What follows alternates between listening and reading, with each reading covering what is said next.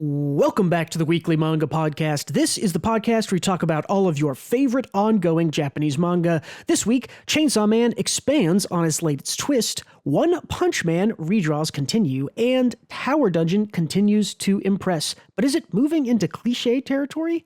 All that, manga news, and more coming right up.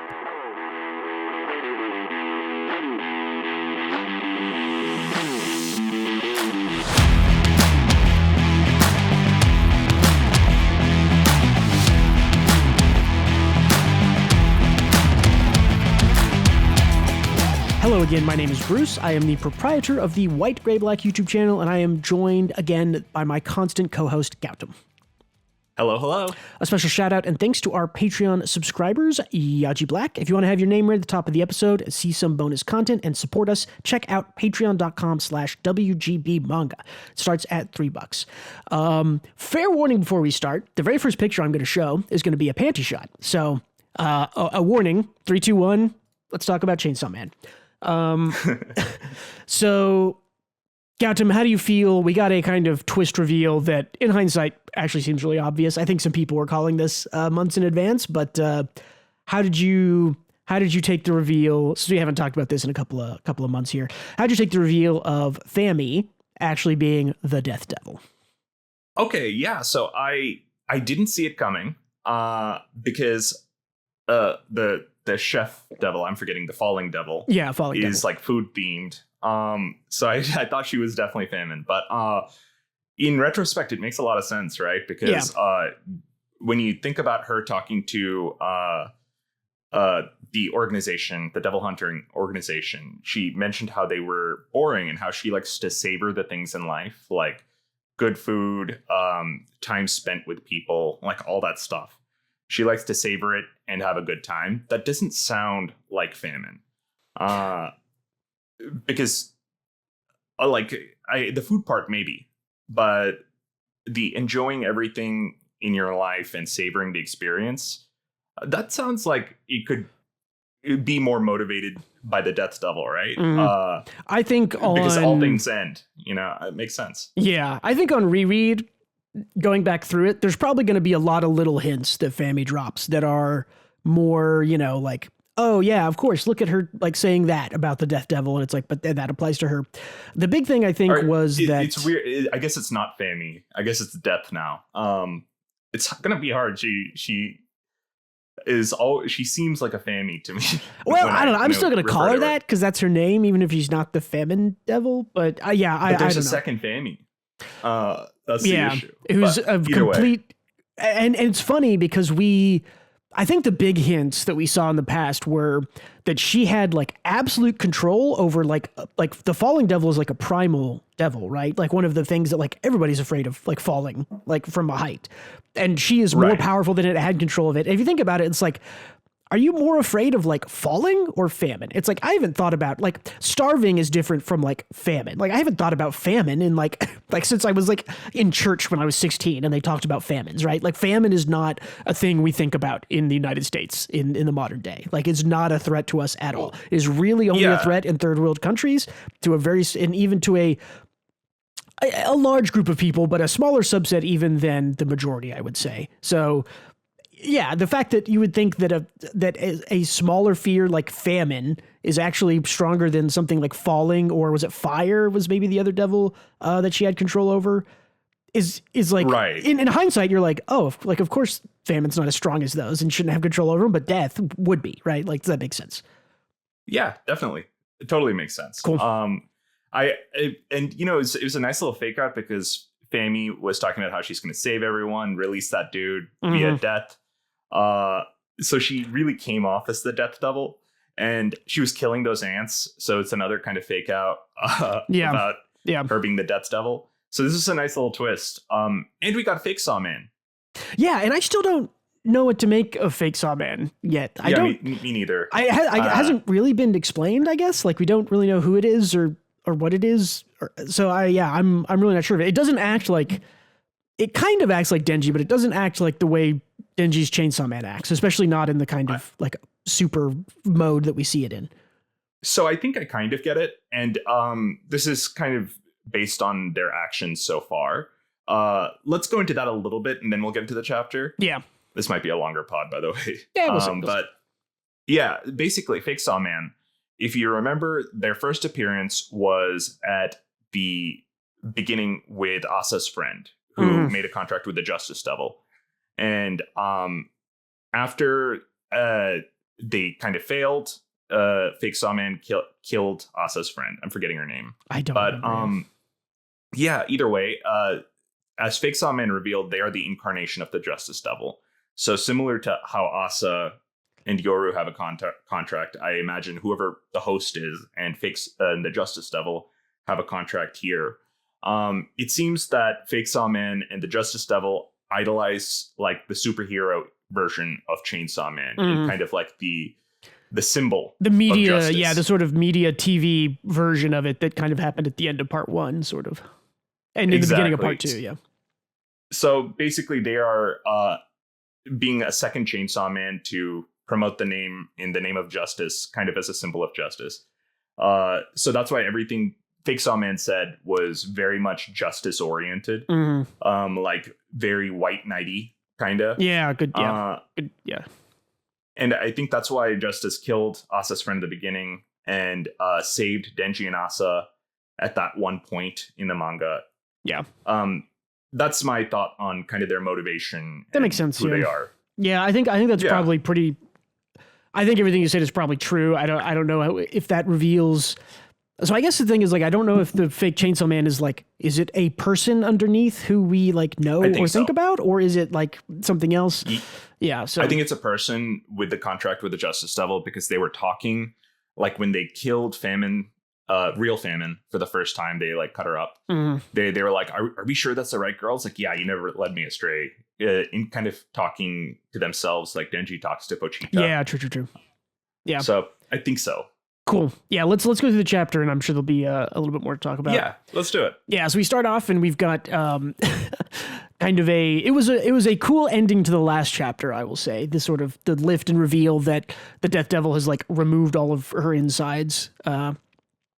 She says, like, even if I could die, another Death Devil would be born, and if the next Death Devil doesn't enjoy human culture like me, mankind would be destroyed in no time. So this is kind of I am the Death Devil, but I'm a merciful master. I enjoy humans, so I don't. Yeah, she tried to kill herself even, so she doesn't want to kind of wipe out humanity, but instinctually she kind of has to. Yeah, for sure. This is we'll keep going. This is a self-fulfilling prophecy, in my opinion, is probably what this is going to be. But yeah. So the Death was like, "Can you just not destroy mankind?" And she's like, "That's not possible." And we get kind of more prophecy stuff. It's like, on the day of the prophecy, for some reason or other, mankind's fear of death will reach its peak. I'll awaken. When it happens, my powers will activate even if I'm sound asleep. So we kind of get more of like, okay, all this fear that we've been thinking about stopping the Death Devil.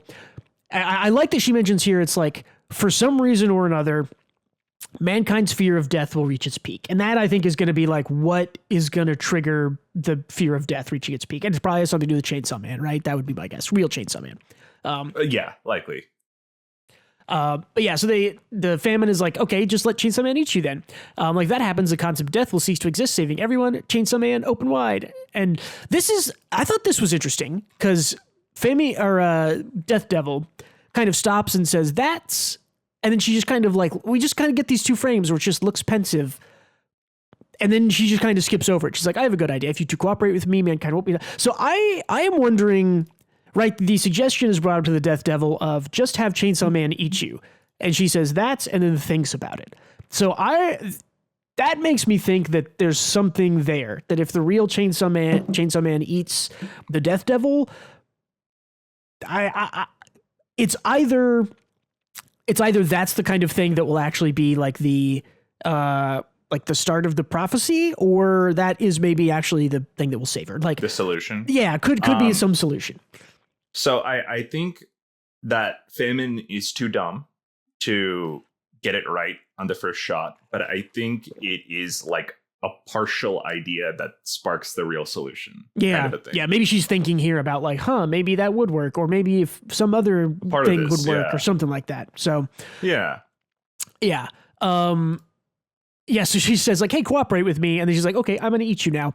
And man, it's people have been tough online about Chainsaw Man Part 2.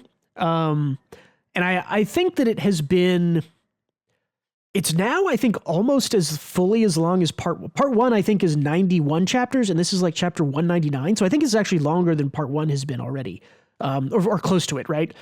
And we aren't at the end. So I kind of get the complaints about it being a little slower because it's definitely longer. But man, all that to say, like, it's great. When Fujimoto does his visual stuff, it's so good. Like the crows landing as she eats, and then the crows like flocking around and stuff. Like, man, the imagery's good. It's so good. And they're giving honestly, them I think everybody just read Chainsaw Man all in one go, so they think it's this fast-paced thing, and a lot of people they're not used to week to week. I definitely remember because I caught up on Chainsaw Man. You got me into it pretty early, like maybe 20 chapters in, maybe even a little less. And I definitely remember there were certain times where it was like, oh, okay, we're getting like 11 pages a week every other week, and it's kind of slow in the middle there. So this definitely doesn't feel different from part 1 to me. It feels the same kind of momentum. So, and it's also picking up momentum. So I honestly think that online discourse has been a bit poisoned for a while, in that people are very intent to not enjoy anything.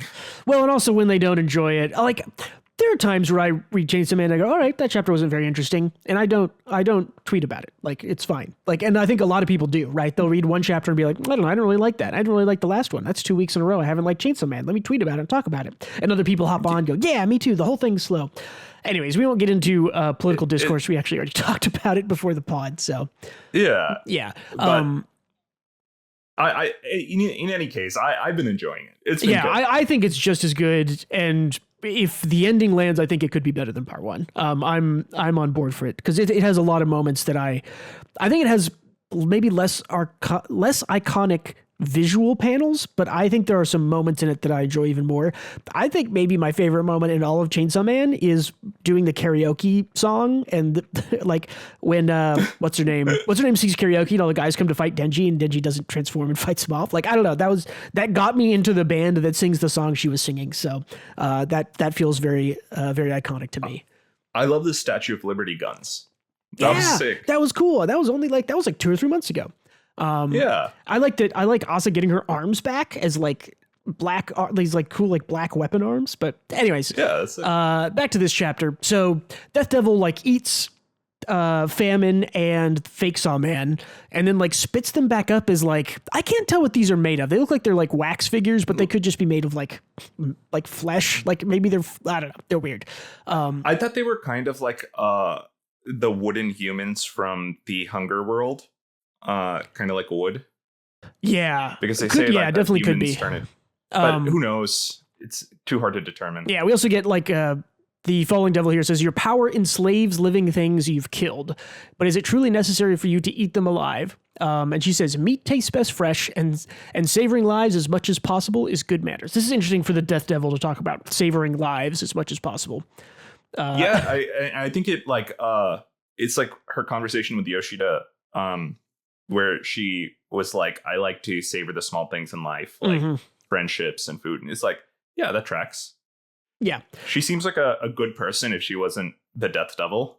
It's definitely one of those, like what's the saying? It's like, there's some saying about like a healthy respect of death is like, makes you live a good life or something like that, right? Like, where it's like, you can't, if you don't think about death and ponder and fight with it through your life, you won't live the best you can or something like that. So I can definitely see how the Death Devil is definitely tied into like living a good life on one end.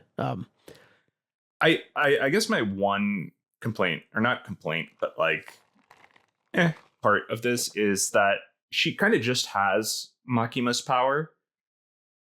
It is interesting. And, well, okay, let's talk about that, because I noticed that too, in that, so Makima and the Death Devil and also the War Devil all have very similar powers. So I think that that's more thematic than it is copy and paste. I mean, Asa, they can make people into weapons, which is a form of like controlling them to use them. True. In whatever way. Maybe all the horsemen can. Right? I would think so. Yeah, I think that that's a horseman thing, where it's like somewhat connected to their power, gives them control over any like lesser being that they exert, like death or control or war over, right? Like if they turn them into a weapon that is exerting war over them. That's kind of a weird way to put it. But I suppose my small issue with this is it just makes the control devil feel weaker. When she was like such a huge threat in part 1, it's like everyone has control. Is kind of like one of those power creep issues I have, where that next villain has to be stronger than the last one. Yeah, but it kind of invalidates the last one a little bit. Yeah, and I think escalation is good in stories. Like if you like, how do I say this?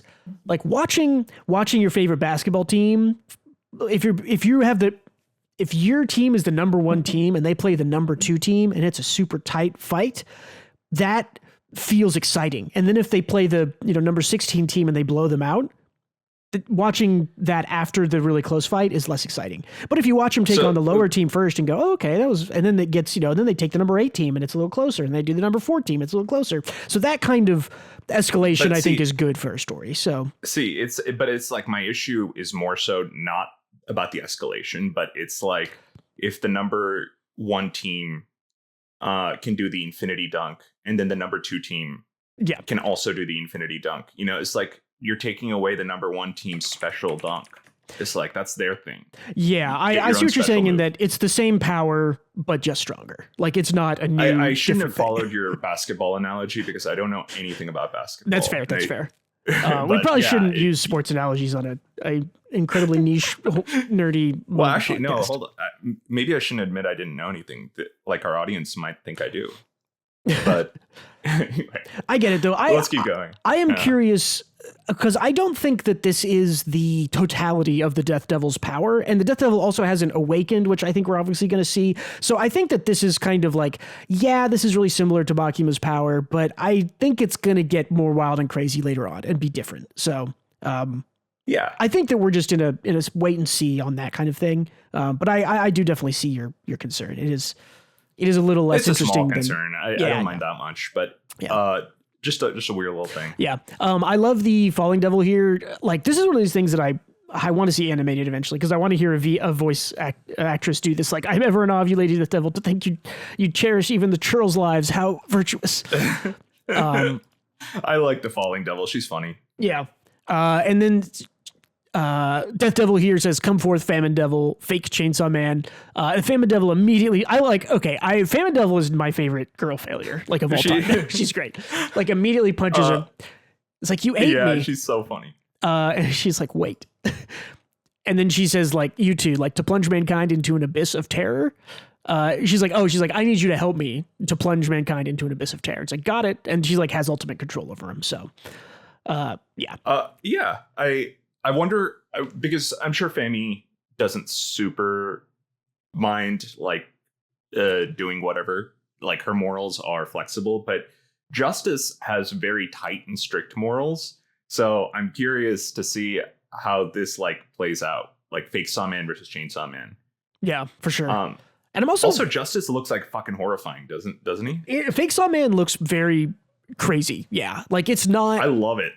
Cool design. I mean, yeah, the design's always hit. It's also weird. The thing that makes me question some things in this chapter in like a good way, like ask questions about it, is that like back here, she's saying like, it's like, can't you just not destroy mankind? And she's like, no, I have to destroy mankind.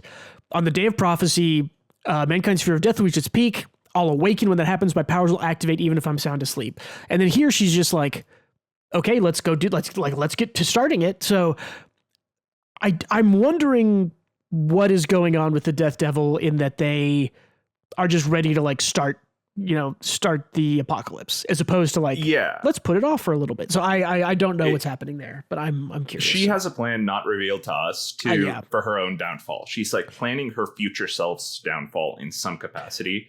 We as the audience just don't know what that means yet. True. Yeah. I think that, and I think it has to do with, I think it's back here where she's thinking, I think it's about the just have Chainsaw Man eat you. It's just, that is tied into it. I think this chapter is a lot of hints at what we're going to see in the next arc. The prophecy is at a set time, right? It's so like perhaps she's trying July to 7th or something. Yeah. To make it so that things are out of whack by the time the prophetic time comes. But I don't know. We'll have to see how it all plays out. Yeah. Well, and that's why I was saying that this feels, and it's kind of this is kind of maybe a trope or cliche, but it feels like a self-fulfilling prophecy, right? Where she's like, I'll do something slightly different to not destroy the world and plunge into terror. And then whatever she does will lead exactly into the exact day, being the prophesied day. It will all go down exactly the way the prophecy said. But yeah, so I also don't remember.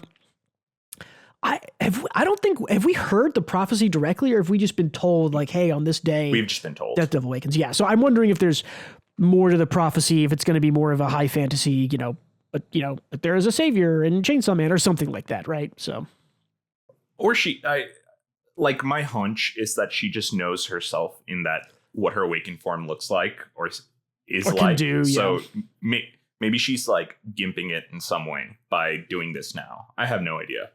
I guess we'll see. Yeah, we'll have to see. Because definitely this is, if we're looking at the sort of like comparing it to part 1 of like where in the arc we are, this feels like about the same time as when we met the Darkness Devil, like around that time, right? Of like the story where it's like, okay, like we're like the time that Makima like comes in and is like, wait, actually stronger than the Darkness Devil at that time, basically, or close to it at least. I think Makima pulled him out because Darkness was this like eldritch creature beyond human comprehension. I don't know. I don't know if any of these guys are stronger than the Darkness Devil, even though I feel like Death should be. So if we're talking about, if we take real life data of what are people most afraid of, Death, I think, is like 1 or 2. Here's the thing: we have not public seen speaking, right? The public speaking devil. Yes, you beat me to the punchline. The thing that most people are the most afraid of is public speaking, and we have not seen the public speaking devil, which I'm not gonna lie, it might be the like twist ending of this arc of like the public speaking devil is the strongest devil, and that it can just come in and that's like part 3, baby. Yeah.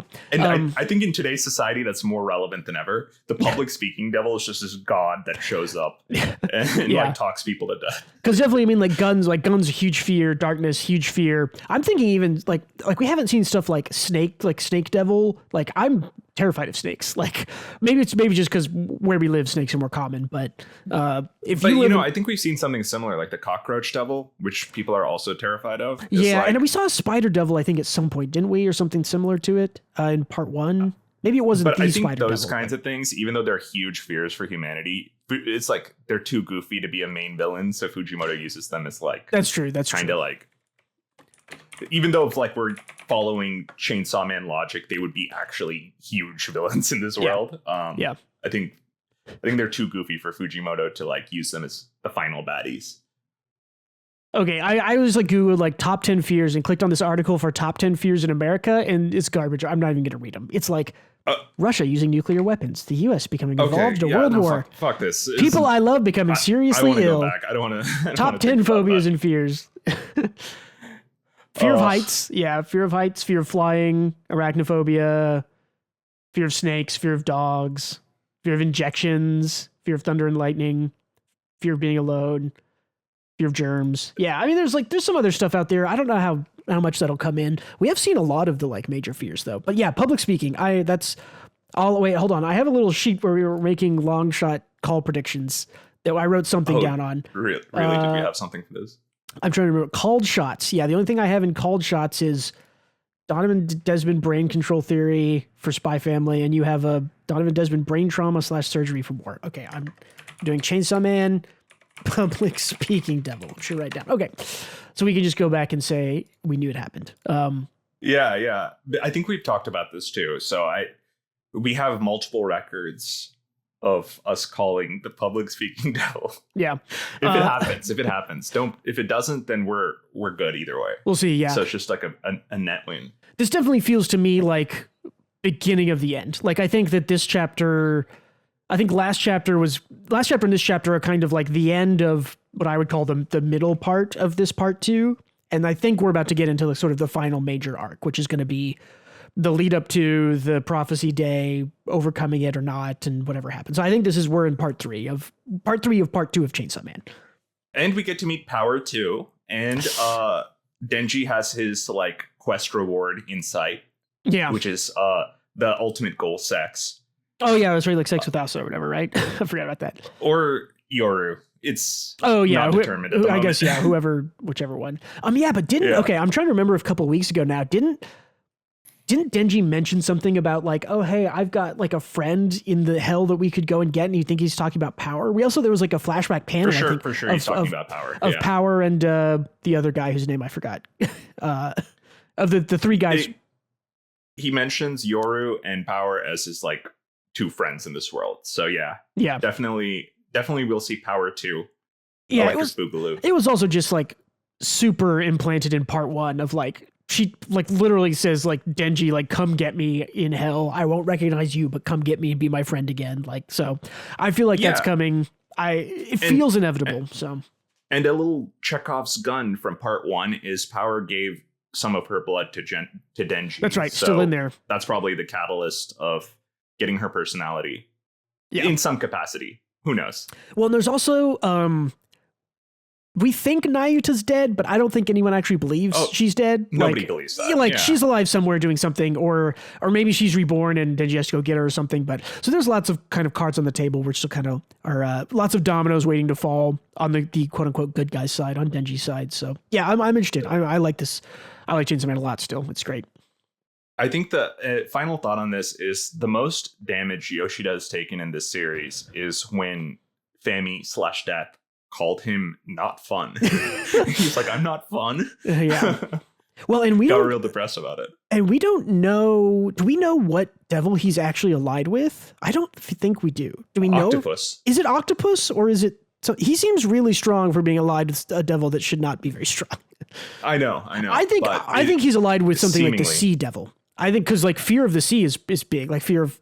So that if he's I think that might be what he's allied with, because that would mean that like, oh, he's only showing us octopus, but he might have other like tools up his sleeve if he's allied with the sea devil, like other sea creatures to bring out. I think that would be cool. Little hard to say because he's still kind of an enigma. He's he's so fucking cagey, man. Like he's a cagey dude. Yeah. Cool. I guess that's it. Anything else for Chainsaw Man, or are we good? We're good here. Cool. Let's talk about One Punch Man. This is the most recently released chapter, not the most up-to-date chapter. This is a redraw of chapter 201.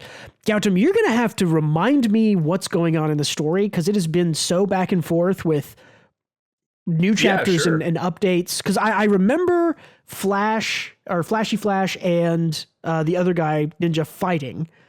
And then they fight. I'll summarize it real quick for you. Yeah. Because ultimately, the point of One Punch Man is not really about the story, just have fun with it. And I think this is my critique of the fan base, is people forgot how to have fun. They just read shit. Who cares? Quit power scaling, you assholes. Basically, what happened in the ninja arc is that Flashy Flash and Sonic get told about their ninja master, who's the pinnacle of all ninjas, and all of the ninjas working under him are all like, you guys are fucked. And Blast knows this guy too. They used to be friends, but this ultimate ninja is this peak being, and they call him that man. Yeah. And which is according to Omaiwa or something in Japanese, or Exactly. It makes more sense in Japanese to just say that guy. They use that phrase a lot, whereas in English, like that isn't. That man sounds more. If you want to calling him him is eventually him. It's him. Yeah. Well, as this goon says, he's like the pinnacle of the assassination ninja world. He has taken 6-figure number of lives. That's insane. Yeah, that's like nuts. Like you'd think someone should do something about this. That's like 100,000 people at minimum. It's crazy. But he's like, even high profile individuals known in history got wiped out by his hand. And go to the next page real quick. Oh, yeah. This guy, right? Yep. This guy, this evil monsterized super ninja of a person. And Blast is like, actually, I kind of wanted to show you guys something. Let's warp and go to the next page. Yeah. And it's just the perfect, all this setup for, you don't even see the fucking guy. Saitama just has like a cartoon-esque hole in the ground shaped like him. Yeah. with both of his katanas sticking out. Yeah, and something I really liked about this chapter is that tell me if you agree, but this feels like a throwback to some of the earlier chapters of One Punch Man, where it's like, especially the like this part where he like tells people that like, oh yeah, he attacked me and I punched him once, and everyone's like, ha, like the people laughing at him, and then like him getting irritating and beating everybody up. It's like that's like the first 100 chapters of One Punch Man is like that gag over and over again. Like, so you know what? This is everything about One Punch Man, because every arc ends like this. And I think people forget that the point of One Punch Man's like story loop, or the equivalent of the gameplay loop, is that they give extensive backgrounds to the villains, then show the villains' competencies and have them fight somebody else. Yeah, and have like show you how powerful they are by having them beat up a good guy a bunch, or like and have a beautiful anticlimax of Saitama just whomping the guy, and then everyone moving on with their lives unsatisfied. Yeah, which is why the truly hype fights are the ones where Saitama kind of has to try. Like, is it who's the first alien guy he fights on the ship? Boros, and then fighting. God, I'm so bad with names. The powered up. What was his name? Hero Killer Goro. Yeah. Like every time Saitama's like, oh, I gotta kind of lock in, and then like whenever Genos like gets destroyed, he like has his core or whatever, and he's fighting off that guy in space, like punches him into is it Saturn or Pluto, and like all the dust like flies off. And he like sneezes a hole through Uranus. That's what it is. Yeah. Fucking, it's just what a wild manga, man. It's so good. Yeah, it's just pure fun. Yeah, and so he knocks the ninja guy out, and I think Sonic is just like kind of used to this at this point. He's just like, okay, yeah, that tracks. Well, I also liked. Oh yeah, he's like carrying the letter in this one, and then we see later that it's like send me those creepy letters with your address asking me to come here. And he's just like whapping him with a letter. I love that. He's like all ninja. Like he kind of makes like a blanket ninja statement. It's like, so these guys are ninjas, huh? Just I thought, because and he's like lumping the like side actually eye. good ninjas in. Yeah, they're like side eye. He's making it flashy flash. Yeah.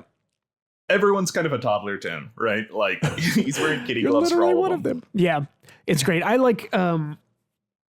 Yeah, it was like a goofy chapter. It's like, I don't know, man. One Punch Man does action comedy the best. Yeah, and I think it's like the beauty of One Punch Man is that it's always more comedy than action when it really matters. And then when it is action, it's the best action you've ever seen. Yeah, it's like, exactly. It helps that it's like actually really funny, and then the best action you've ever seen. Like, I love it. I had totally forgotten about this dog thing that he got during. Rover. Yeah. Yeah, like because that was like during the attack on the Hero Association, right? Monster Association. Yeah, like the end of that, right? Exactly. Which comes into play here as like a portal starts opening, and then like. Just like, is this a two-headed thing or it's two different? I think it's two different. It's like a giant snapping turtle and a tiger come out. Oh, I think it's supposed to be a chimera. Or maybe it is a chimera. Yeah, I don't. Yeah. I like Blast is like, I've wandered too far from my post. Also, man, Saitama is so good. Like everyone is scared, and Saitama's like, whoa, it's really big. And Saitama hasn't put together that dog from Underground as his like pup.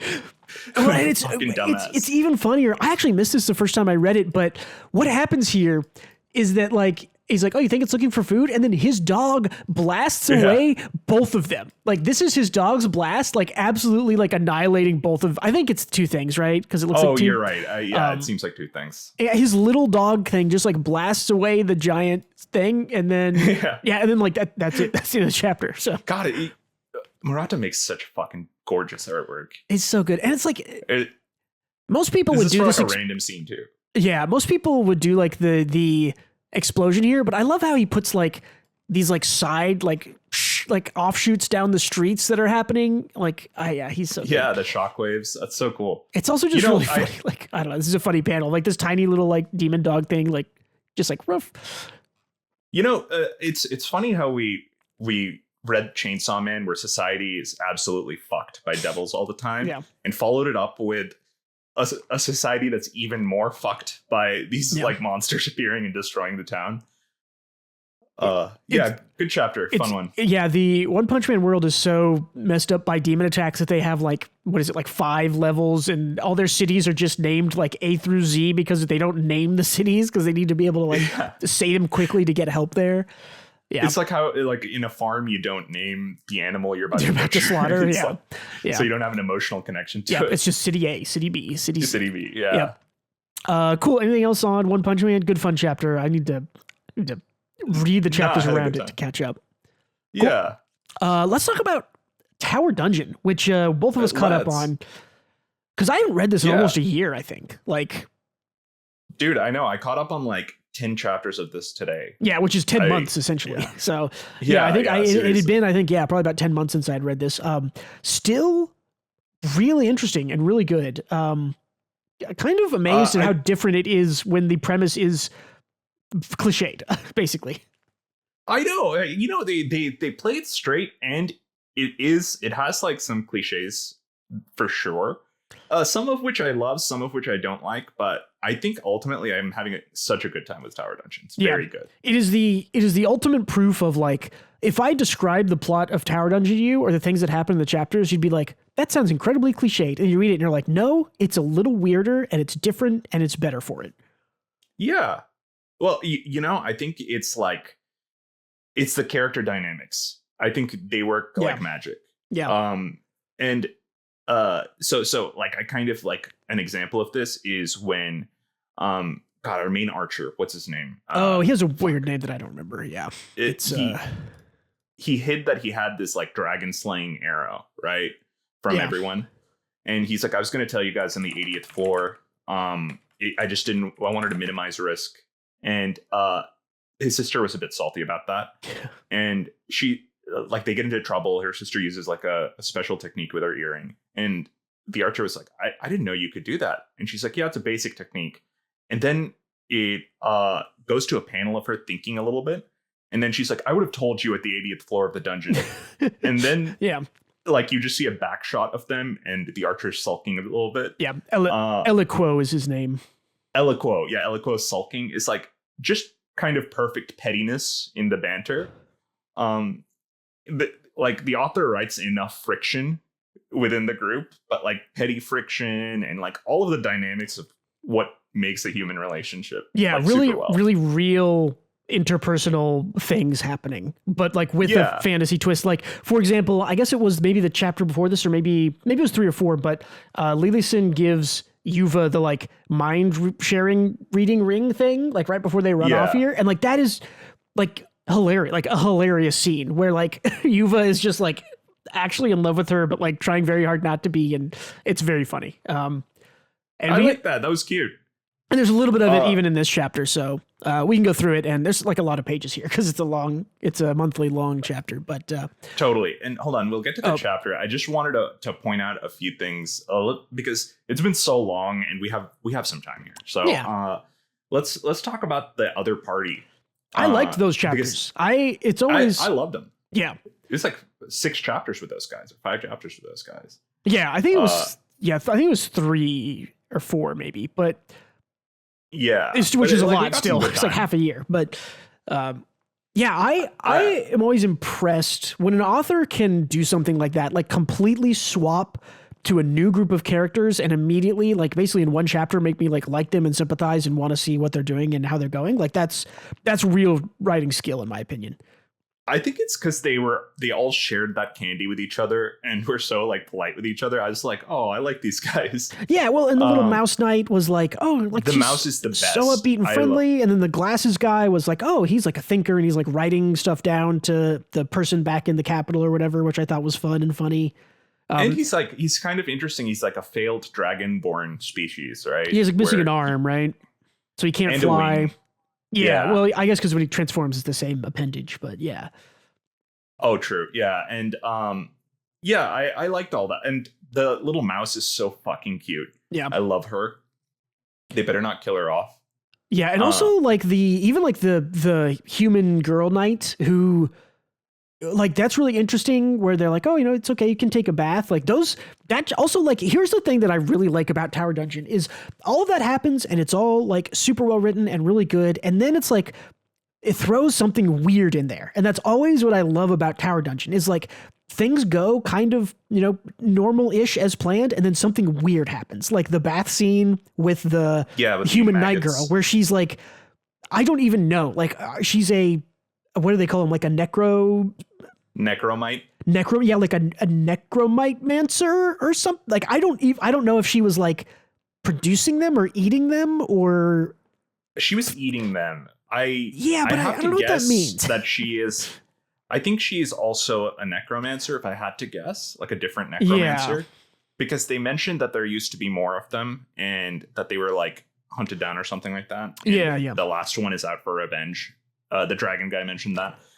So I think she's probably another necromancer if I had to guess. But something like that. But again, it's like that whole scene is you're just like, oh, she's taking a bath alone. This will be an awkward, like, haha, mouse girl saw you naked thing. And then she's just like, it like cuts to her in that chapter and she's like eating these weird, like string, like necromite things. And it's like, oh, that's fucking weird. Like, this is a weird series.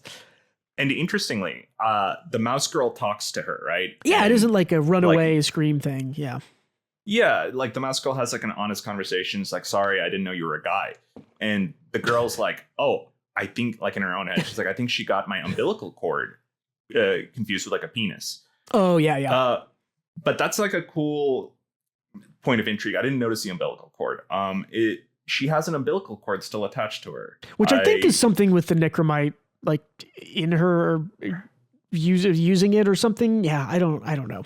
I don't know. It's weird. Again, it's one of these just weird things that happens like early on in the chapters where it'll just like glance over like, oh yeah, there's just like a bunch of dead guys down there in the bottom. Don't look at them. And they just like gloss through it or whatever, which I thought was a cool thing. That's in like chapter 2 or 3.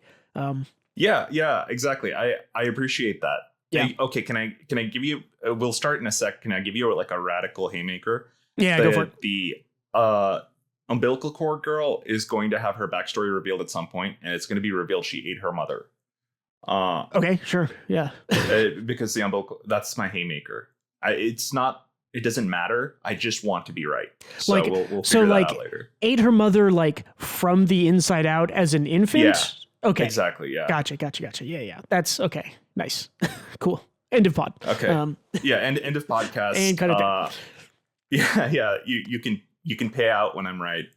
Yeah, there we go. See cool. Let's go to the chapter because there's some cool stuff in this. Yeah, let's do it. I mean, yeah, there's also, I forgot about, the kind of big reveal. This is the cliche I was mentioning of that I don't know if I like this yet. I don't like it either. I think I will, but I liked Yuva. So they mention here, Lilison is thinking of like, oh, Yuva's related to the king by blood, so you have to treat him like royalty. She's like, I like that. She's like, I can't do it, and she gets like this really mad look on her face. I love her. She's my favorite character. She's so good. Like like the best Sunder of all time, maybe. Like rapidly climbing the ranks. This is I agree with what you said.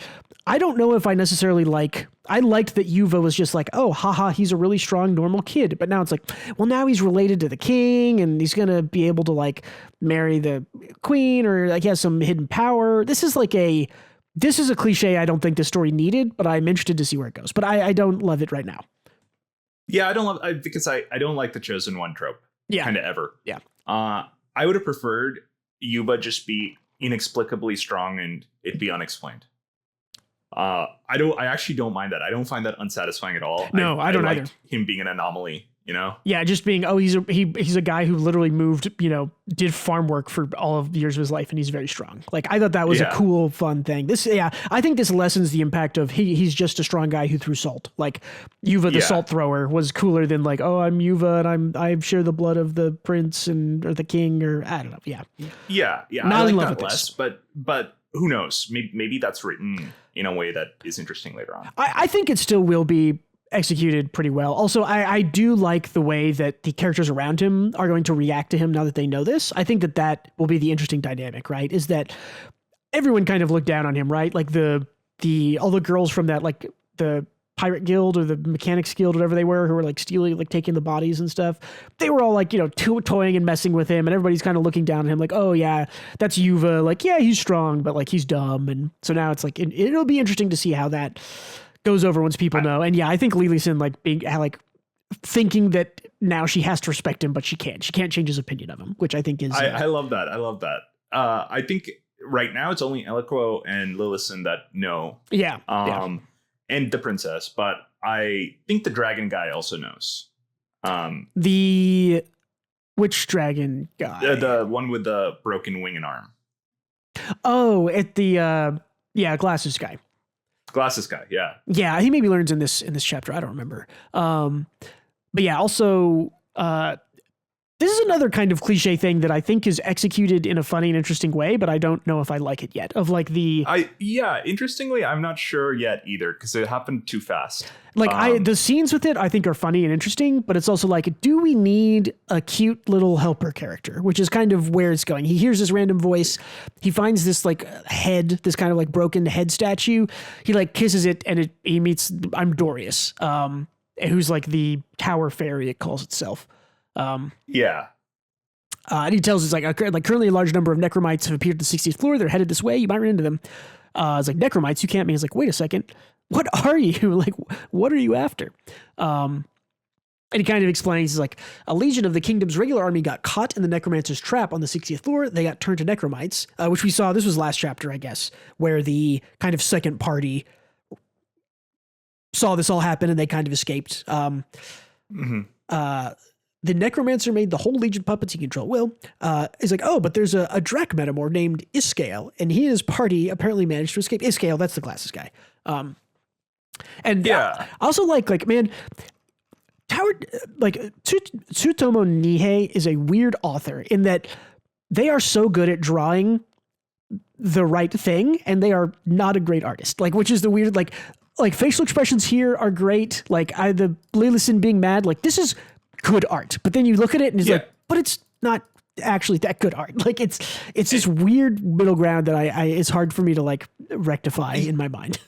And they know when not to do reaction faces and respect that the audience understands how, like, you remember that petty comment I mentioned? You didn't even see the brother's reaction. You just saw like the back of his head and you knew it kind of hit the mark. Like the petty comment. It's like, whenever reactions are used, I feel like they're used at the right time. Well, like even this, like where Dorius is like, do you love me, Yuva? Like the sort of deadpan flat face here, like I think is perfect. Like this is exactly the kind of face that gets a laugh and a rise. But it reminds me of Attack on Titan manga a little bit, where it's sort of like that Isayama was so good at like page composition and like shot composition and inside panels, like where he's putting his quote unquote camera and looking at things, but then it would like zoom in on people's faces and stuff and he would draw them and you'd be like, well, he's not a great artist. So it's kind of a different but similar thing with Tsutomu Nihei, where it's like maybe it's just like he's bad at details is kind of the thing, or his details are messy, I guess is what I would say. But then the things that are important are all drawn really well and appropriately and perfectly. So it's like, it's just weird. I don't know. It's a different art style that I think is fun to appreciate and look at. Yeah, and I have a soft spot for rough art. I think it looks good despite looking rough.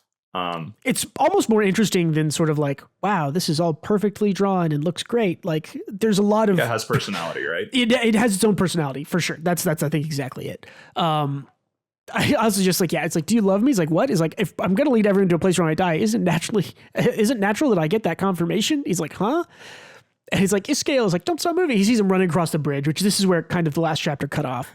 And he's just like, Yuva. He's like, I don't care what it is, just say something. And he's like, I love you. He's like, Roger, this way.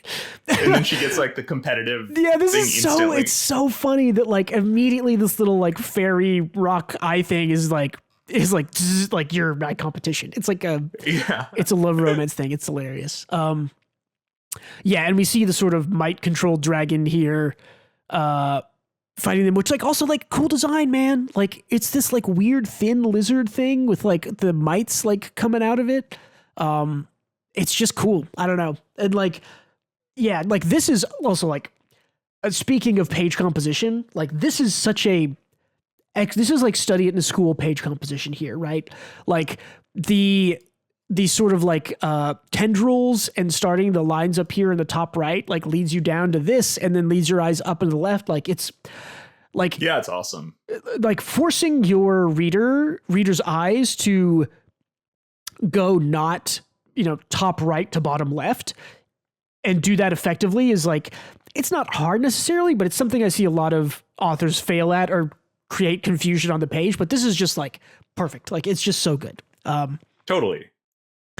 Yeah, and it's just like Dorius, like trust me, you two. They sort of have this plan, which the plan is Dark Souls plunging attack, basically. Yeah. Yeah. So Yuva sort of jumps off, puts his shield out, takes out a wall on top of the might controlled dragon. I don't remember this dragon's name, but this is a like bad. It's dragon. It's Karak. Yeah. It's interesting because he's like kind of like a secondary villain throughout this whole thing.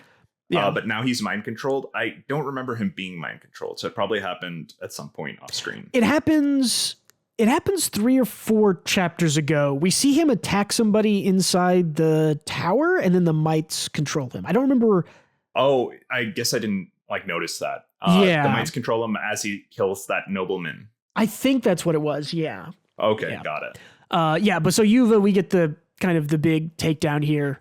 And then, yeah, we get like, again, Lilisin is awesome. And this is another fucking expertly composed page that is like very simple. It like sticks her staff into the dragon's face and just blows it up with like, again, like the facial expressions are great. Like it's just casting a spell and yelling. Very cool. Yeah, we get this kind of old guy who's looking for revenge on that dragon, like pulls out the Senshi of this group. Yeah, basically. He's also really fun and cool. He's got a little like pet that he rides around. And he like pulls out a core and is like, oh, it was about to like the dragon was about to respawn, which is a neat little like lore tidbit of like, oh, you can like totally kill a dragon, but it'll like rebuild itself when its magic comes back or whatever. Yeah, the mana was on the verge of activating. And he pulls like his mom's earrings. He's about to say Karash, yeah. And he says, oh, it's Karash, not Karak. Yeah, Karash, yeah.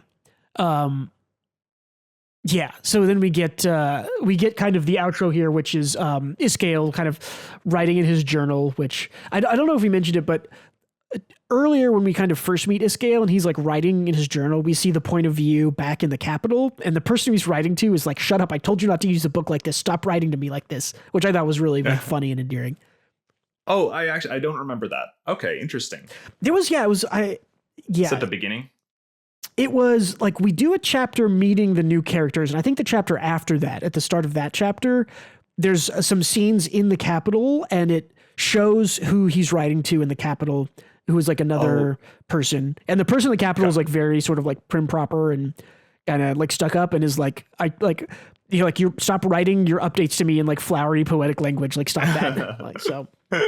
But yeah, Min Saber is the name of that person. So yeah, this is like kind of the outro here is from Iskael. It says like, Min Saber, I'm reporting on a current situation. The Army Legion was annihilated, but we rendezvoused with Squad 7 and defeated the fiendish dragon Karash, controlled by the Necromancer. I have witnessed it, a glimmer of hope piercing through the gloom. That boy is the light. This battle is not yet over. Yeah, I do love that Squad 7 feels so ragtag, kind of like our Dungeon Meshi group as well. They feel like a ragtag group of like goofballs, like figuring it out. Yeah, there's definitely some similarities in the kind of, also like one of my favorite events or chapters in this whole thing is just, I think it's like chapter 6 or 7 when they get jumped by the guys, and it's like they almost die. Like like 2/3 of Squad 7 almost just dies in that chapter. And like, I think that's great. Like that it just shows you, it's just like, oh, if they're just like not paying attention or like normal dudes get the drop on them, they could be fucked. Like that, to me, that is one of those things that really just grounds it in like, yeah, these are your heroes, but they are like very not safe. I also loved the kind of horror movie panel of the dude, just the random guy who ambushed them. Like one of them is like watching Yuba after they knocked him off like the ledge. Oh, he's like climbing back up. Yeah, he's just like he's climbing back. They're like, what? What? It's like, no, he's probably like undead. Deal with him. He's like, no, he's climbing back. And then, oh, that chapter's great because the guy who's looking down, Yuva throws his shield and cuts the top of that guy's head off, and it's a great. That's a great scene. Than that. It's not even the shield that he throws. It's a brick. A rock. Yeah, he just throws a brick. That's right. Yeah. Oh man. That chapter for me is like, it's weird that it's like an individual event that doesn't affect anything, but like that's my favorite chapter for some reason. Like it just like, I don't know, it just solidifies how like tightly storytelling and controlled the story is behind. Yeah. Yeah. This is a great series. I'm super excited to keep reading it. Me too. I always have a great time with it. Yeah, it's one of these weird things where it's like, if I described to you the plot of this, you would say that sounds like a cliched isekai, and you're like, no, the way it is executed is exceptional. So yeah, it's one of those things that is like better in motion than it is on paper. Yeah, for sure. And it's all just execution and weird details and art, and yeah, I'm a fan of Nihei now from this, and I really need to go back and try to read stuff like Blame. And there's another series which I don't remember the name of, but yeah, because if they're like this, do you think this is the dragon dude's eye, or is that a monocle? I think we see that it's a monocle, right? Because it's got. No. I'm pretty sure he takes it on and off at one point in the early chapters. I don't remember exactly, but or the early chapters with him in it at least. So got it. I think it's like a monocle because it also has the he has the like nose bridge piece that like sets it over his like the little. No, like I'm wearing glasses and pointing, but like the bridge of your nose part. What is it? Oh yeah, that's true. It has like a frame on it, so I think that I think you're right. I think that's what that is. So cool. Anything else on Tower Dungeon? Nope. That's about it. Cool. Let's do some news. There is a little bit of news since we've been gone for a little bit. The OP of Witchwatch is one of the best animated OPs I've ever seen. I'm just gonna drop that on you. That series. Oh, dude, I still have to check that out. Yeah, it's a really like one of the most well animated OPs I've ever seen. I think that show is going to do more for Witchwatch than a lot of the other Weekly Shonen Jump shows have done for their series. I think Witchwatch is like is in a good spot because it has its foundation. It's already like popular and long running, and it's like by the author of Sket Dance, and like protege of the guy who made Gintama. So it's like he already has his cult following for the manga, and I think this is just going to make it peak. Yeah, he's also gotten this is I think his third anime adaptation. Like the author I think has like let me see. Kento Sket Dance is Shinohara animated. Because Sket Dance is animated. The other one is like, is it Astra Lost in Space or Toa Fumetsu Devil Point? One of his other series is also animated. It's probably Astra Lost in Space. That would make sense. I don't know. Yeah, but like I think that like as far as their major published things, they're like 3 for 3 on getting anime adaptations, which is big. I mean, like tons of people have series that run decently long and don't get anime. So yeah, but I think that anime looks like it's going to be really high quality. And I think that I haven't read too much of it, right? Like I've read 20, 25 chapters of it. I need to get back to it. But I think that this is going to be one of those anime that's like, oh, people love this. This is a great, comfy, funny show. I think this is going to do a lot for it. So it's like, I think I mention this every time, but it's a joke of the week type show where the gag is like different every week. Like the kind of joke they are trying to tell is based on one of the billion spells that the main character has, and it lends itself to a different type of joke or comedy beat every week. So it's even if a chapter doesn't resonate with you, which is kind of rare, it's just great. But if a chapter doesn't resonate, the next week we'll have like a completely different type of joke that probably will resonate. Yeah, or be and funny. All the characters are fun and different, and their interactions are kind of the real gold of it. Yeah, totally. So cool. Really good series. Yeah, like I said, did get back to it. JoJo's Bizarre Adventure Part 7 Steel Ball Run anime is finally here. This is the one people have been waiting for. I think not virtually everybody, it might not be their favorite part. Almost everybody agrees Steel Ball Run is the best part of JoJo, is what I've seen. I read the Wikipedia of it, and it is, I don't ever do that. Never try to read any kind of boiling down of a JoJo series. It makes no fucking sense. Like, I did not understand any of it. Here's the thing. Even consuming the series in whole doesn't make much sense. So no, but it is, but like I could even more confusing. But I could tell you about like, part 2 and part 3. It's like, they're looking for Dio and they go across the world and they fight a bunch of guys. But like part 7 was like, they're using the spin, which I don't know what the spin is, and all this other weird stuff. And they're combining with the body pieces of Jesus Christ. And it's just like, I don't know, like reading a summary of JoJo is even wilder than actually watching JoJo, or like close to it. I bet. It's like, explain to me why Joseph worked with that cyborg Nazi. Yes, kind of a situation. Yeah. Well, he was a good Nazi is the answer. Yeah, I guess. Oh, which is funny. So we have some upcoming new manga with the Red Hood creator Yuki Kawaguchi is starting a new series called Tokuwa no Hotel. This is translated roughly as like Lamplighter Hotel. That's May 12th, so it's coming up in about a month here. And the other new series is going to be called Nice Prison. This is by Suganuma Tatsuya, by the author of a series called Risky Magician, which I have not heard of. That's going to be at the end of April, so that's coming up, I think, maybe next week or the week after. So we got those two coming up. Let's give them a crack. Yeah, I mean, Red Hood is the one. I still see people talking about Red Hood on Twitter, like on manga Twitter. Because that's like, people like that series a lot. So, yeah, because it had, it took its time with the beginning and it lost a lot of people. But I always thought it had an interesting foundation. Yeah. But it got axed, so it rushed to the end.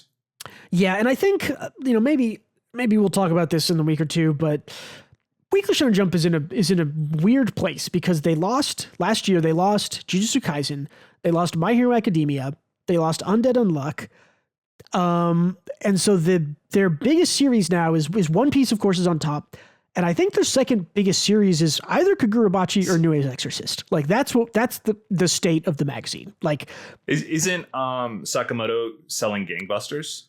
Sakamoto sells well. Sakamoto is not a gangbuster seller. Sakamoto is a good, consistent, long-running series. Like, for instance, Sakamoto never sold more than... Like, Sakamoto has always been kind of like a 5th to 9th place series, right? Like, it's not in the top 3 or 4 or 5. I guess its volume sales are just better than its actual ranking within the magazine. Well, and it's also just kind of like it's everybody's second or third favorite manga in the magazine is kind of what I would say. Like most people, like One Piece, of course, big, huge thing. If you liked, Jujutsu Kaisen or My Hero Academia, those were maybe your first or second favorites. And then Sakamoto Days is down a little bit more. You're right. It doesn't have the universal appeal of a Jujutsu Kaisen or a Demon Slayer. Yeah. But I don't think you can hit that without appealing to, I don't know, being a bit generic, It's still, like it's still to good. Lowest common denominator. Yeah, for sure. Oh, the other one is Ichi the Witch is definitely kind of like a new core. Like Ichi the Witch sells a lot. Like I think Ichi the Witch is probably maybe the second or third best selling thing in the magazine right now. That's cool to hear. Yeah. But and I think we've talked about this maybe last year in that, hey, WSJ is about to have to go through a big kind of transition difficult period, and they're in it right now. They are looking for what's our next Jujutsu Kaisen, what's our next Demon Slayer, what's our next My Hero Academia. I think Ichi the Witch is one of them.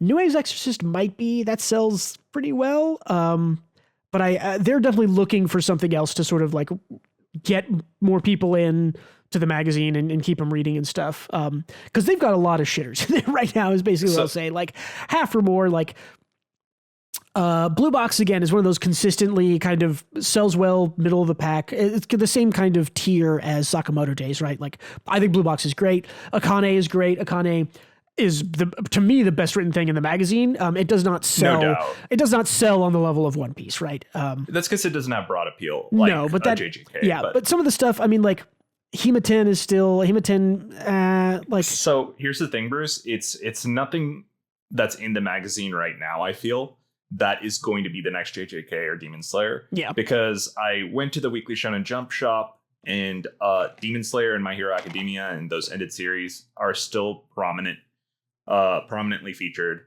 And I saw nothing on Blue Box. I saw nothing on Ichi the Witch. Really? I saw nothing on. I saw some Sakamoto stuff, but I didn't see any Nue's Exorcist. Like, I feel like the marketability of everything is super important, and unless, like, if they're not in the shops selling merch, I don't think they are the next big thing yet. Well, and I do think that in general, those type of merch shops are going to tend towards things that have anime adaptations because there are more anime fans to appeal to than there are manga fans. So I think what the magazine is doing now is it's looking for its next big thing, which it will then adapt into a big anime, which will then hit it big. And I think that that's probably going to be Kagurabachi and Ichi the Witch, as stuff that's in there right now. Kagurabachi I think it'll be Kagurabachi. It's just straight up Jujutsu Kaisen, but like better, like in my opinion, right? Like better written. Like I think that one is probably the one that's going to pop off. And if that gets a good, well animated adaptation, that's going to be the one that people are like, this is fucking sick. Because to be honest, like I think it is a really consistently very, very good series. So. Yeah. Gotcha. Cool. Yeah. We'll have to look out for the anime for that. Yeah, definitely keeping an eye on Weekly Shonen Jump and the new stuff this year, because it's definitely looking to shore up kind of the next 2 or 3 years of anime adaptations and sales and big hits. So yeah. What else we got? My Hero Academia Vigilantes is doing a special chapter by that duo that's coming up since the anime is now airing. I've heard good things about the anime. I think that is a good sign for that one. Glad people are going to discover that the spinoff series is 10 times better than the original. Yeah, I hope it's like an epilogue chapter or like a little extra with Crawler working in America. Oh yeah, that would be fun. Or just kind of follow up with everybody. We'll have to see.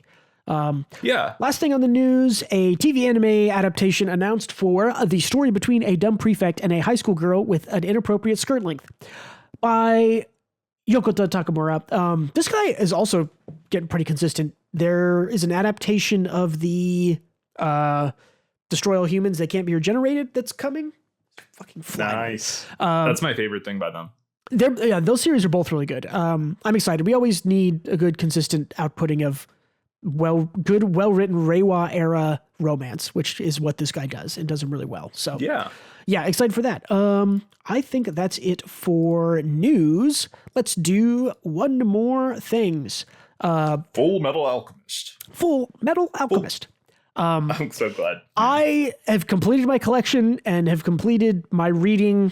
First time reading technically all of Full Metal Alchemist, and my God, I like. What is there to even say? It's like, it is one of the best stories I have ever read. Like, it's so good. And like, man, So you finished it? I finished it. Yes. I've read it all 18 volumes. I have an art book somewhere. I have an art book that goes along with it. That's all the kind of bonus things that Arakawa ever drew. It's good, man. And to be honest, like, when I recommend watching Full Metal Alchemist, I have to say, like, I don't think you can just start with Brotherhood, right? Like, I think you have to tell people, like, look, you've got to watch about 20 or 22 episodes of the original Full Metal Alchemist and then watch Brotherhood. And the first 5 episodes of Brotherhood are going to recap what you already saw, because like they go to the north, I think in like starting in maybe like volume 9 or 10 out of 18 volumes, and they're there for like 4 or 5 volumes. That's like episode 9 of Brotherhood or something, right? Like, it's like most of Brotherhood, like half of Brotherhood takes place in the north, because they're really only telling the last thirds of it. Anyways, all of that to say that this is the best way I have ever consumed Full Metal Alchemist, because Brotherhood is great and the parts that Brotherhood covers are amazing, but like going through it, like every like chapter by chapter in the intended quote unquote way, like, my God, it's so good. Like let me give you it is just an amazing series. It's so good. It's one of those that it's like, it's hard to pick favorite characters in this series when everyone is just fleshed out and like amazing, you know? And there's like, I'm noticing specific things that kind of happen more in the first kind of third of the series that I didn't notice later on. Here's a moment that I noticed that I thought was just genius, immaculate storytelling.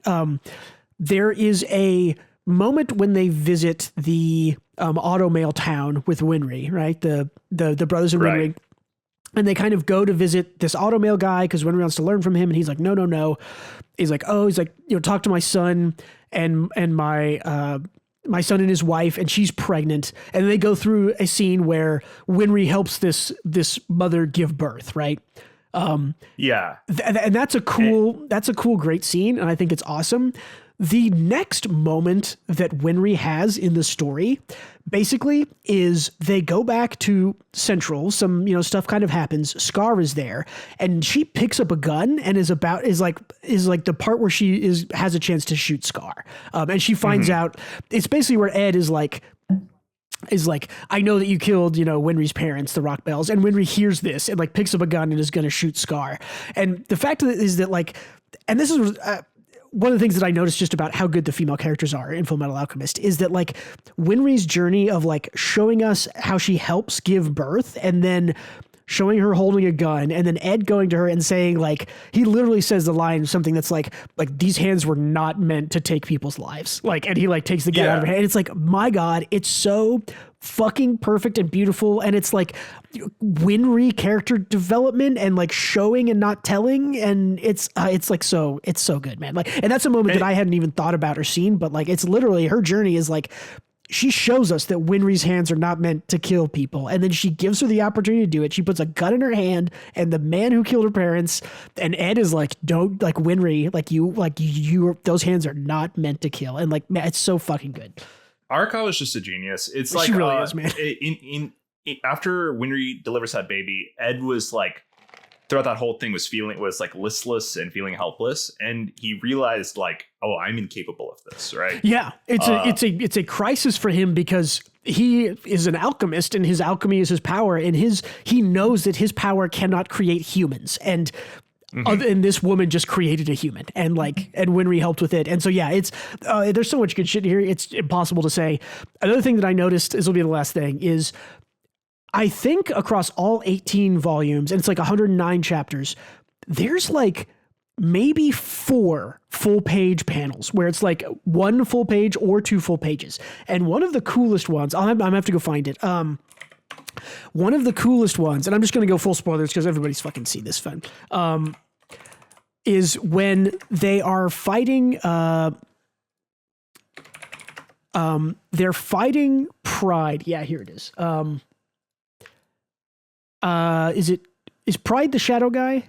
No, that's Pride's the little shadow kid. They're fighting Pride and Gluttony in the forest, and they make it go dark so that they have a chance against him and nobody can see anything, but Gluttony can like smell them, and so they're fighting. And this is Ling controlled by greed and Alphonse and I think a couple other some of the chimeras and stuff.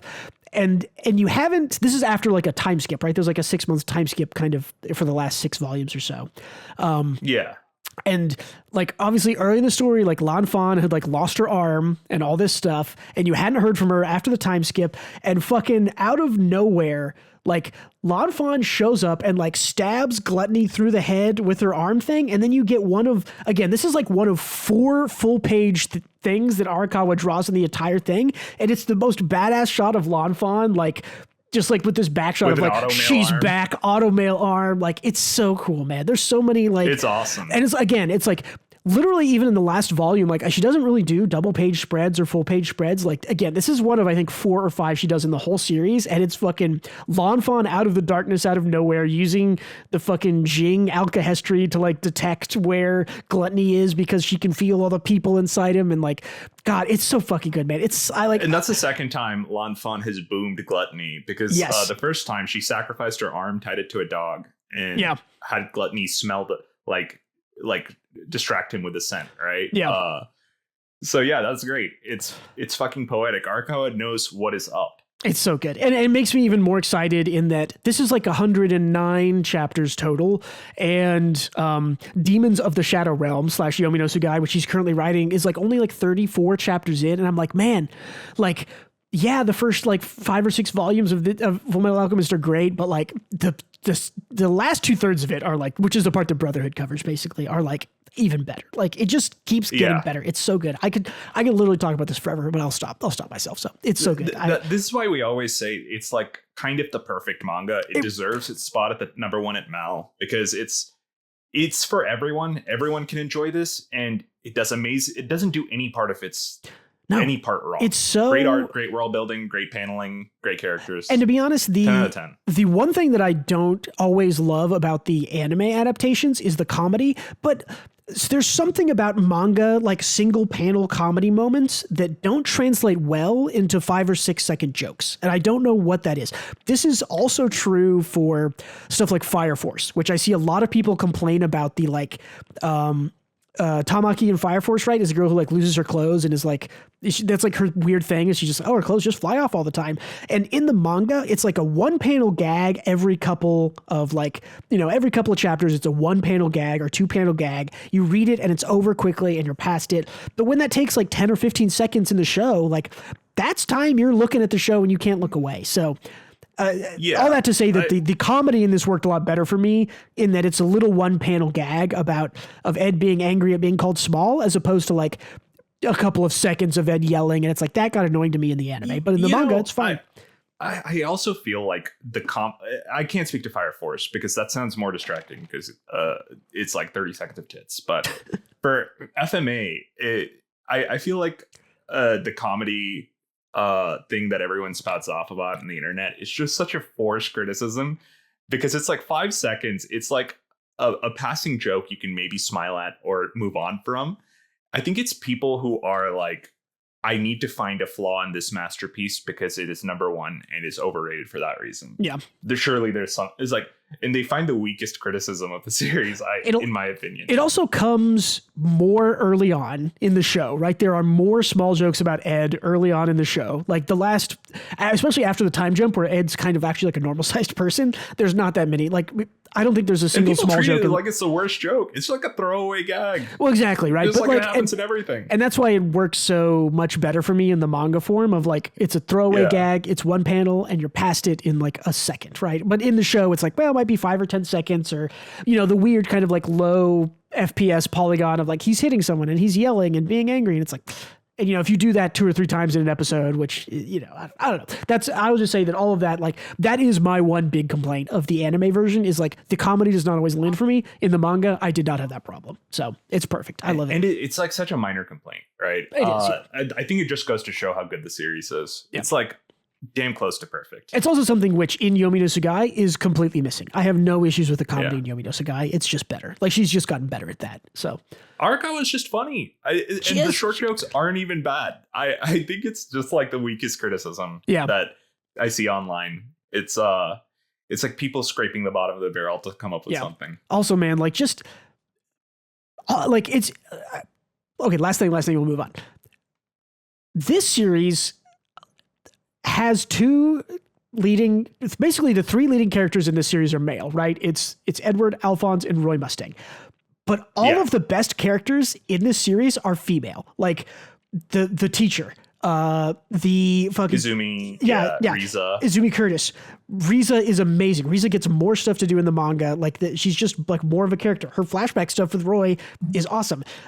Commander Armstrong from the North is like, she's awesome. Like she's fucking amazing. I love her. She's so cool in this all the time. Again, like Lanfan, I think is great. I think May, what's her name? May, she's fine. May.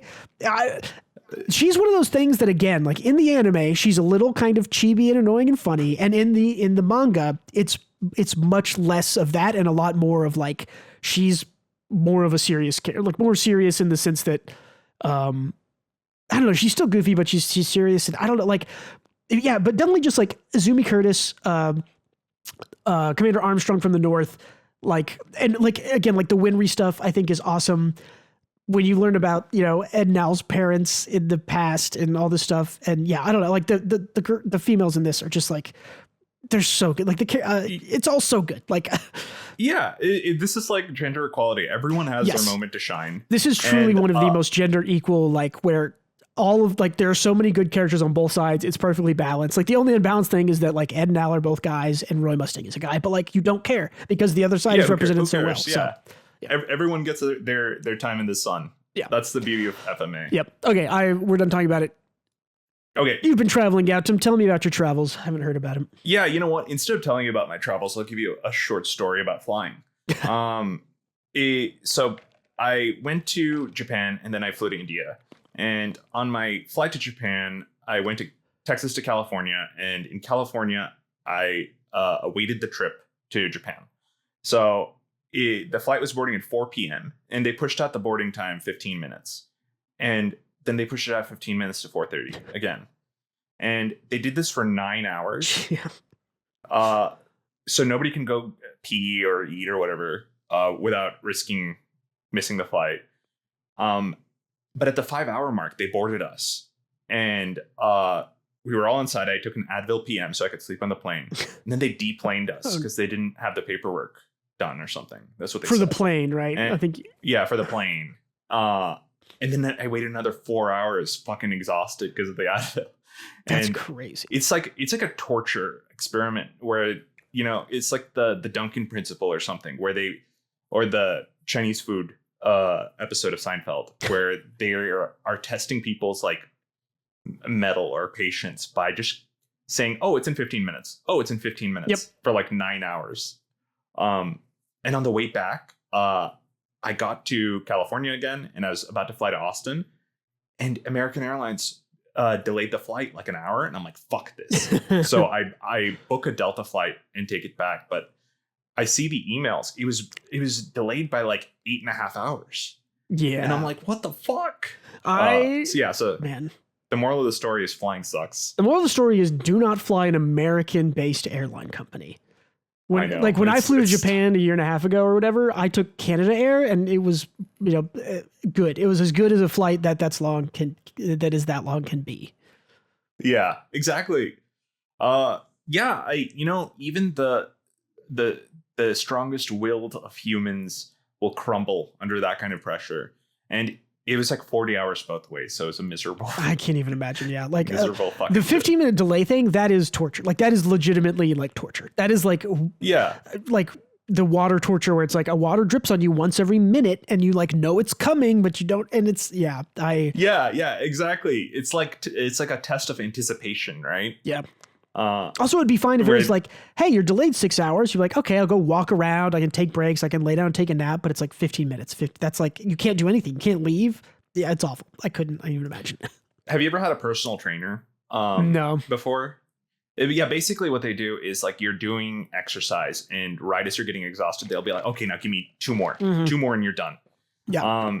And then you do 2 more and you're done. You're exhausted. But this is like a personal trainer saying 2 more like 50 times in a row. Yeah. That's yeah. So the moral of the story is don't travel. Get a personal trainer. Don't travel. Yeah. Yeah. I think it's I would like, if I've been talking to my mom about going back to Japan, maybe with her. And like my first thing is like, we're not flying American. We're not flying Delta. It's like Canada Air or a Japanese flyer, or, if Emirates or something flies that, like maybe that, but yeah. Yeah. And as much as we joke, everyone should travel if they have the opportunity and the resources to do so, because it's like, it gives you perspective on the world. Even if you don't feel insulated or in your own little bubble, you probably are. And it's nice to have perspective from other cultures, other people who don't live life the way you normally do. Yeah, for sure. It's good. And you do not have to fly to Japan to get that. Although I'm sure if you're listening to the show, that would be your preferred place to go. I know. I mean, I fucking love Japan. It was great. Go anywhere. Go anywhere. Yeah. Anywhere's not the United States, because we're not having a good time right now. Not a great. We don't get too far into it. All right. Anything else, Gautam? Nope, that's about it. Cool. Let's get out of here. Hey, everybody. Thank you for listening or watching. Don't forget to leave us feedback, comments, upvote, thumbs up, all that jazz. Check out Twitter and Patreon, linked in the description. And thank you for being with us yet again this week. Goodbye. And don't forget to read more manga.